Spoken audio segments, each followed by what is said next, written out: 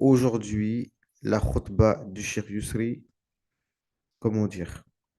Alors, je ne sais pas si je suis devenu fanatique, si je suis sous emprise, mais sincèrement, même à tête reposée, tout ce qu'il dit, c'est vraiment, vraiment euh, hyper pertinent. Et Alhamdulillah, il y a peu de personnes qui ont vraiment le courage de dire, de tenir ces propos-là. Déjà, il faut avoir la clairvoyance de penser cela et le courage de le dire. Je répète, il faut avoir la clairvoyance de faire ce genre d'analyse et de deux, il faut le courage de le dire et la capacité aussi. Je veux dire, enfin, le courage, on va dire, et pouvoir avoir la possibilité de le dire aussi. Ce qui n'est pas donné à tout le monde. Je veux dire, quelqu'un qui est imam dans une mosquée normale, un imam de mosquée, il ne peut pas tenir ses propos. Ce n'est pas une question de courage, il ne peut pas. Il va le dire une fois et après, les gens vont. On sait ce que c'est d'être imam. C'est les fidèles de la mosquée qui vont qui vont protester. Bref, ça ne va pas être possible en fait. L'analyse, c'est quoi? Bref, il a parlé encore, bien sûr, du sujet qui nous préoccupe tous par rapport à la libération de Gaza, etc., etc. Mais vraiment, il faut entendre ce que le cheikh il a dit. Je vais vous le dire tout de suite. Là, il est 27. Donc, je vais prendre 10 minutes, Inch'Allah, pour vous faire un résumé. De tête, hein, j'ai même pas repris des notes de ce qu'il a dit, mais ça m'a tellement marqué que je vais pouvoir vous faire un résumé qui sera suffisant, Inch'Allah. D'accord? Donc, le shir, donc, il a dit, premièrement, dans le désordre, hein, le prophète, alayhi salatu wassalam, est au courant de tout ce qui se passe et de tout ce qui va se passer jusqu'au jour du jugement dernier. Toutes les situations, dans les moindres détails, dans la Ummah, le prophète alayhi salatu wassalam, le sait et il sait ce qui va se passer parce que Allah Azza wa Jalla l'a informé. Donc ça, c'est la première des choses. Deuxième des choses, il nous a enseigné, il nous a dit quoi faire dans chaque situation. Il nous a dit quoi faire dans chaque situation. Maintenant, la seule différence, c'est est-ce que nous, on lit les hadiths du prophète salam, et si on les lit, est-ce qu'on les comprend? Et si on les comprend, est-ce qu'on les met en pratique? Voilà, trois questions.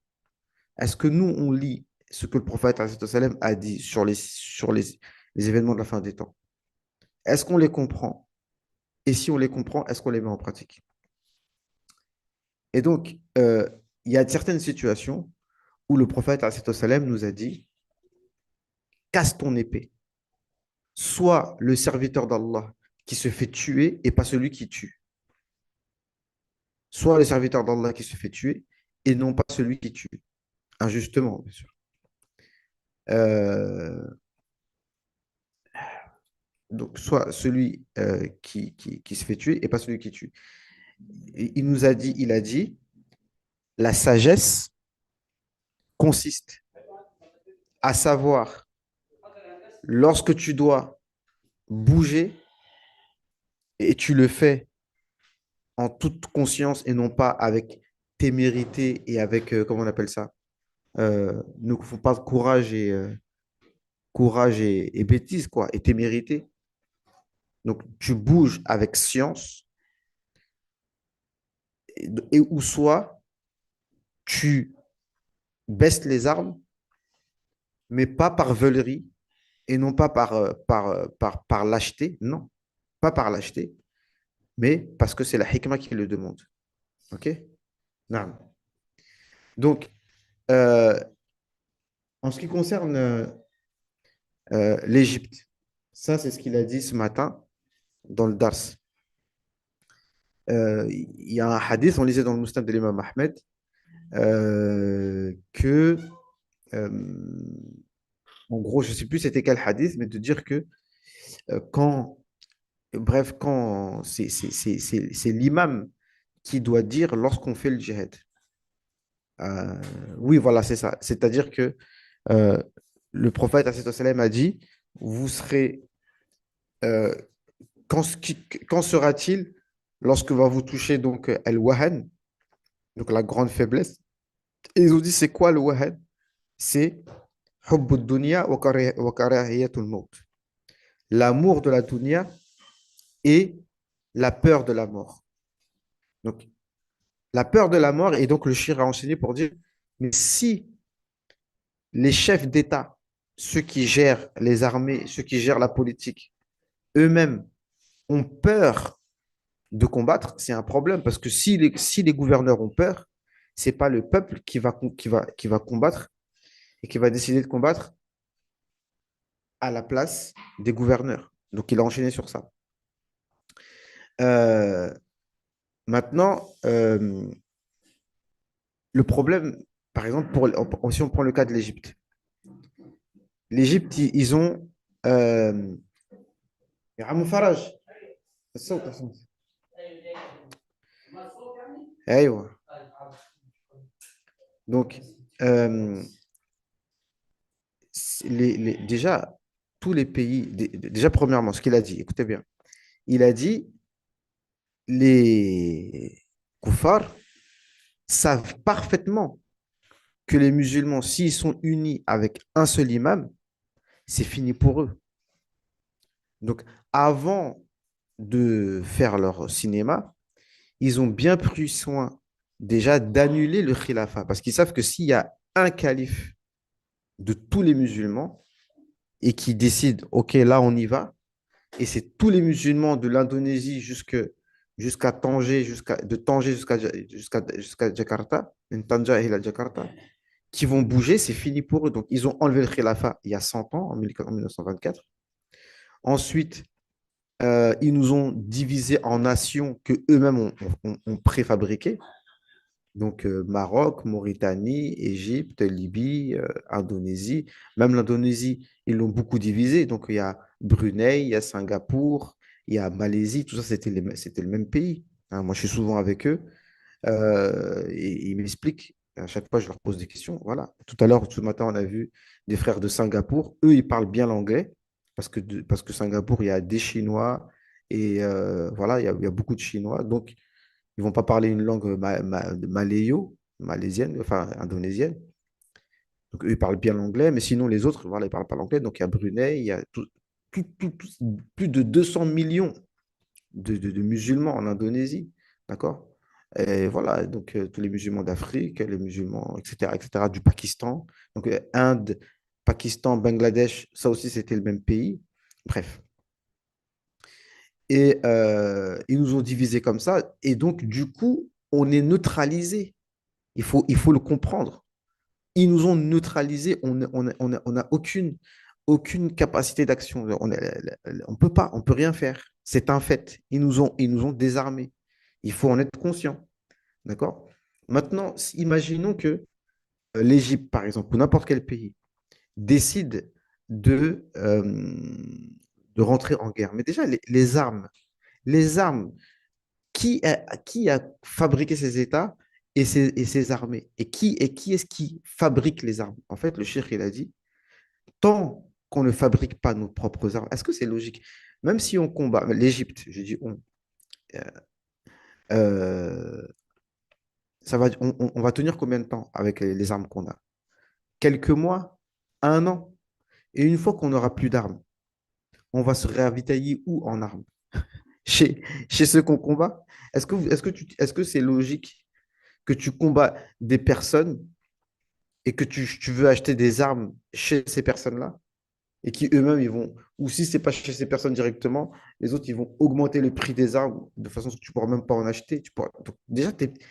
Donc déjà, quand on fabriquera nos armes, d'accord, et là, vous pouvez, moi, je me suis déjà amusé à regarder, fabricant d'armes, et tu regardes les pays musulmans, je crois que le seul pays musulman qui fabrique des armes, il y a la Turquie, et bon, il y a le Pakistan aussi, d'accord? Mais on ne fabrique même pas nos propres armes. Donc tu vas combattre comment? Déjà, ça, c'est la première des choses. Donc, eux, de toute façon, ça les arrangerait qu'on fasse un coup, euh, yani qu'on soit poussé par nos émotions et qu'on fasse un geste euh, genre de colère, poussé par les gens, hein, poussé par les gens et leurs sentiments religieux, et poussé par les frères musulmans, d'accord, qui eux veulent toujours, on ne sait pas ce qui, voilà, ils veulent toujours, euh, ils veulent toujours se précipiter à obtenir des choses sans être conscient que c'est pas le moment, et donc ramener la Oumma dans toujours plus de pertes humaines, d'accord? Parce que là, quand le Cheikh El Azhar, excusez-moi, je rentre un peu dans la politique, je vous fais juste le topo et puis après on passe dans notre sujet. Là, le Cheikh El Azhar, par exemple, quand je sais pas comment il s'appelle, celui qui est mort là. Bref, voilà, le leader de Gaza, du Hamas, qui est mort récemment, et que El Azhar a félicité ce héros, etc. Donc, beaucoup sont contents de ce mot de l'Azhar. Mais ce monsieur-là, alors là, je vais m'attirer peut-être des foudres, mais je veux juste signaler qu'il a passé plus de 20 ans dans des prisons des sionistes. Et le cheikh, il a dit dans la khutbah que les personnes qui ont passé toutes ces années dans les prisons des sionistes, souvent, ils sont programmés. Ça veut dire qu'on leur travaille le cerveau. D'accord? Ça, c'est un fait. Hein, d'accord? On a eu un exemple avec Abu Bakr el-Baghdadi, le soi-disant chef de Daesh. Et on a vu que c'était un gars du Mossad à la base. D'accord? Et qui faisait tout ça dans les intérêts d'Israël. OK? Donc, bref, qu'est-ce que je disais? Donc, qu'est-ce qui va se passer si on attaque? Eh ben, ce sera l'occasion qu'ils attaquent l'Égypte et qu'ils fassent du Caire un nouveau Gaza. Et donc, qu'est-ce qui va se passer? Ils vont viser principalement, donc ils vont s'appliquer à tuer un maximum de femmes, un maximum d'enfants. On prend mon cas personnel. Euh, j'ai, alhamdoulilah, 4 enfants, 3 garçons, une fille. Imaginons qu'il y a une bombe qui tombe sur mon bâtiment et que mes enfants soient euh, écrabouillés, quoi, de toute façon, parce que c'est ça qui se passe, écrabouillés, brûlés, bref, déchiquetés, comme on voit tous les jours. Eh bien, imaginez-vous que ces 4 enfants-là, ils auraient pu faire au minimum 3 enfants chacun. Donc ça fait 4 fois 3, 12. Ces 12 enfants auraient fait au minimum 3 enfants. Donc ça fait déjà, on est déjà à 36 personnes. Et ça va vite. 36, et puis 50 et 100. Et en fait, c'est des milliers de musulmans qui ont été sacrifiés. Pourquoi? Bah, pour pas grand-chose. Et eux, c'est ce qu'ils veulent. C'est ce que le cheikh il a expliqué. Parce qu'en fait, notre plus grande richesse, il a dit le cheikh, notre plus grand combat présentement, ce qu'on a vraiment en notre possession, si on est lucide, c'est le ventre de nos femmes.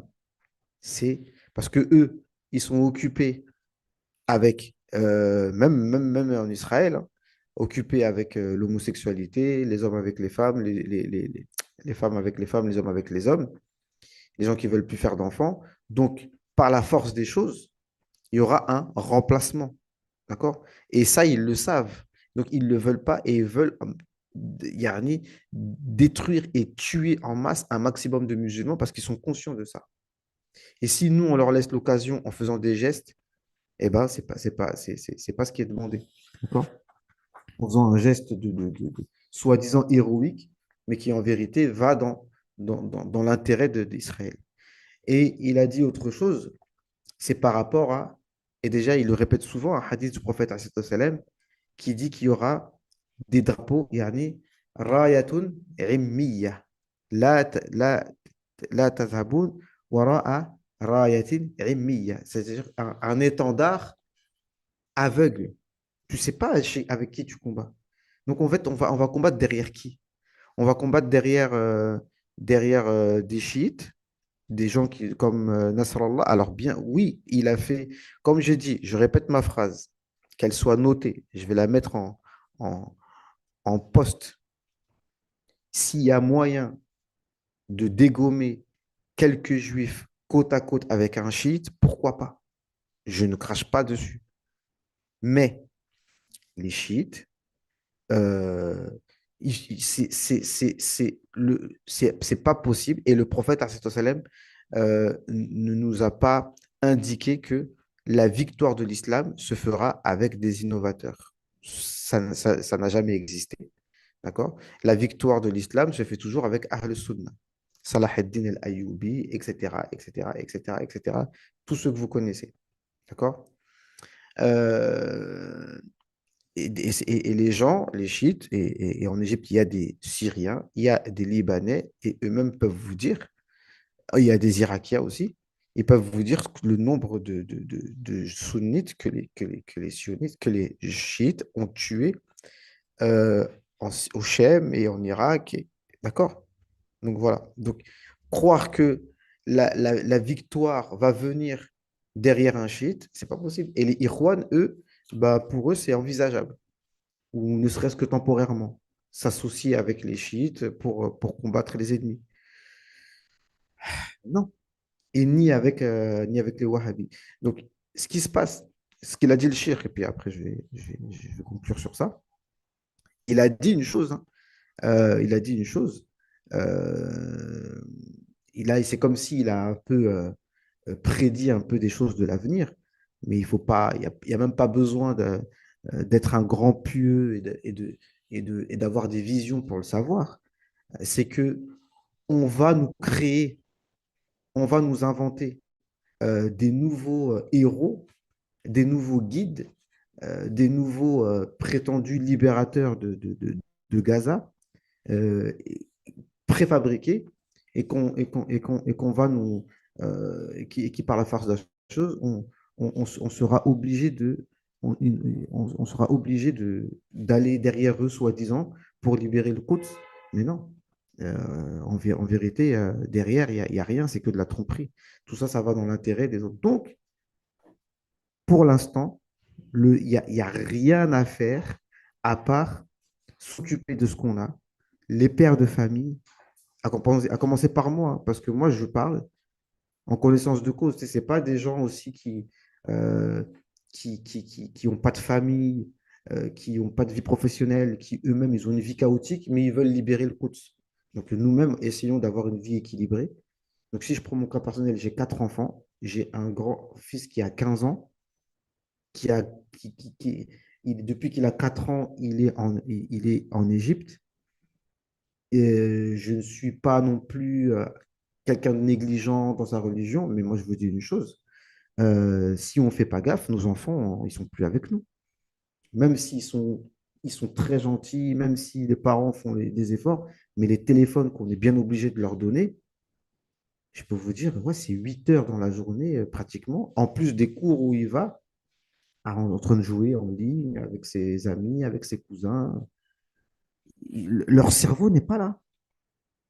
Donc si nous, on n'est pas capable de s'occuper de nos enfants et de les sortir du monde virtuel, et nous-mêmes, en tant qu'adultes, de sortir de ce monde virtuel et de se corriger spirituellement, bah alors dans ce cas-là, on est une partie du problème, en fait. On est nous-mêmes une partie du problème. On n'est même pas capable de se réveiller au Fajr.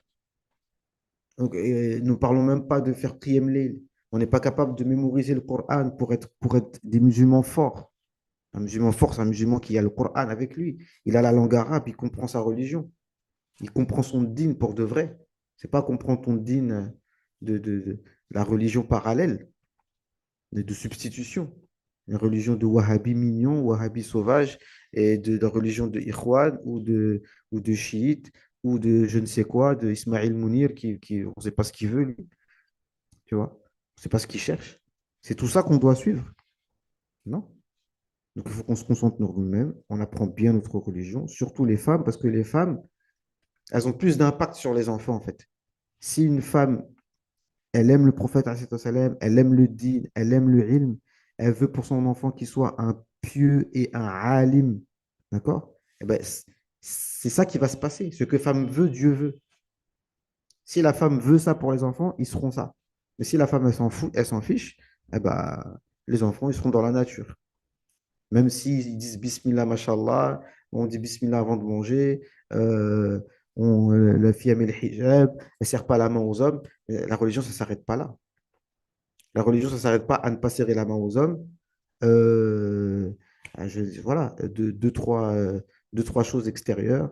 Moi, je mange halal, moi, je fais pas ci, moi, je fais pas ça. Moi, je n'achète pas de maison à crédit. Khalas. Non, voilà. Donc ça, c'était ce qu'il a dit le shir. Il a encore mis les pieds dans le plat pour dire les choses. Il faut du courage parce que les gens aujourd'hui, ils te disent, bah alors, il faut faire quoi? Il faut faire quoi? Ben, il faut faire quoi? Ben, déjà, sache que c'est Allah Azzawajal qui fait. Mais ça, les gens, quand tu leur dis, ça n'a pas l'air de leur plaire. Quand tu leur dis que c'est Allah qui gère, tu vois, ils ont une réaction comme ça. Ouais, mais ça veut dire que, ouais, mais t'es pas plus miséricordieux qu'Allah subhanahu wa ta'ala. Tu n'es pas associé avec Allah dans la gestion du monde et des événements. Et déjà, le prophète, alayhi salam, il nous a informé que ça va se passer. Donc, c'est pas nous qui allons l'empêcher. D'accord? Malheureusement, l'Égypte, c'est quelque chose qu'on ne souhaite pas, mais c'est pas nous qui allons changer cette chose-là. L'Égypte, ils vont l'acheter comme ils ont acheté la Palestine. C'est comme ça. C'est-à-dire qu'ils vont gagner du terrain, peut-être pas jusqu'au Caire, peut-être oui, peut-être non. En tout cas, le haut de l'Égypte, ils le veulent et ils l'auront. C'est pas, de toute façon, c'est pas mes paroles qui vont déterminer. Et le haut de l'Arabie, ils le veulent aussi. Et même Médine, ils le veulent. Mais ça, je pense pas qu'ils l'auront. Tu vois? Ils revendiquent déjà Yathrib, leurs palmeries qui sont toujours là jusqu'à présent, etc. Et eux, c'est déjà dans les cartons, leur truc. Tu vois? Donc, c'est prévu. Déjà, c'est ceux qui regardent les films de la fin des temps, c'est prévu que on va avoir encore de longues années de domination. On va être dominé pendant encore de longues années. Et quand est-ce que ça va s'arrêter? C'est pas quand nous, on aura décidé, c'est quand Allah il aura décidé. Et ça va s'arrêter quand c'est une personne de Ahl Sunnah qui va avoir un pouvoir politique et qui va être un calife et qui va unir tous les musulmans, où là, bah, ce sera le moment. Et à un moment donné, les Juifs seront tous terrassés, tous. D'accord? Et puis bon, je termine avec une parole d'Alain Soral, parce que moi, ce qui me plaît, c'est que les paroles de mon cher, qui n'est pas, je pense, quelqu'un qui se passe des heures à se renseigner sur la géopolitique, je pense que ce qu'il dit, je pense, Allahu Alam, que c'est le prophète alayhi salam en rêve qui lui fait une analyse de la situation et qui lui dit de transmettre. Moi, c'est ce que je pense. D'accord? Mais des gens comme Alain Soral, ou comme Youssouf Hindi, qui, eux, n'ont pas ce, ce, ce degré spirituel, mais qui, eux, arrivent aux mêmes conclusions avec l'analyse terre à terre, pragmatique, matérielle de la situation, ils arrivent à la même conclusion. Que pour l'instant, on va souffrir longtemps, mais qu'à un moment, ça va revenir. Et alors, Alain Soral, il a dit une phrase que même à BFM, ils l'ont reprise, à Pascal Pro, il a repris la phrase, parce qu'eux, ils étaient choqués, quoi. C'est choqué, parce que moi je ne vous cache pas qu'Alain Soral, c'est vraiment quelqu'un, il force le respect, quoi. Il n'y a pas que lui, hein. Lui, c'est juste quelqu'un qui a de la tchatch, donc il sait présenter les choses, mais derrière lui, il y a plein d'intellectuels, et en vérité, qui sont même peut-être plus intellectuels que lui, mais qui n'ont pas son, son éloquence. Loin de là, ils n'ont pas son éloquence. Donc lui, c'est le porte-parole de tous les intellectuels français, on va dire, et du monde. OK? Il a dit quoi? Et je termine. Euh, Hitler a permis aux Juifs d'avoir un État, parce que finalement, comme ils étaient persécutés, ils se sont dit, bon, il nous faut une terre. Mais, comment il a dit ça? Mais le comportement des Juifs va leur ramener encore des Hitler. D'accord? Donc Hitler ou le nazisme, hein, qui en vérité n'est pas quelque chose de négatif à la base. National-socialisme, nazi, c'est ça que ça veut dire. National-socialiste, c'est ça que ça veut dire. Et c'était un modèle économique qui était très sain, nationaliste et socialiste. Donc, tu t'occupes de ton pays et tu fais du social, tu vois. C'est comme si ouais, tu mélanges le Parti socialiste avec le Front National. C'est quelque chose de très sain, en fait, tu vois. Tous les pays font ça et pensent à eux-mêmes d'abord, OK? Et le modèle économique dans les années 30 en France, c'était un modèle pour tout le monde. Mais le monde n'a pas voulu ce modèle-là, où il y avait plus, on interdisait la prostitution, euh, tout était basé sur le travail, pas d'intérêt, les banquiers dehors, et c'était une vraie prospérité. Non, le monde n'a pas voulu de ça. Ok. Bref, donc les Juifs ont été exterminés, donc ils sont venus dans un État, mais maintenant ces mêmes Juifs-là se comportent comme leurs bourreaux.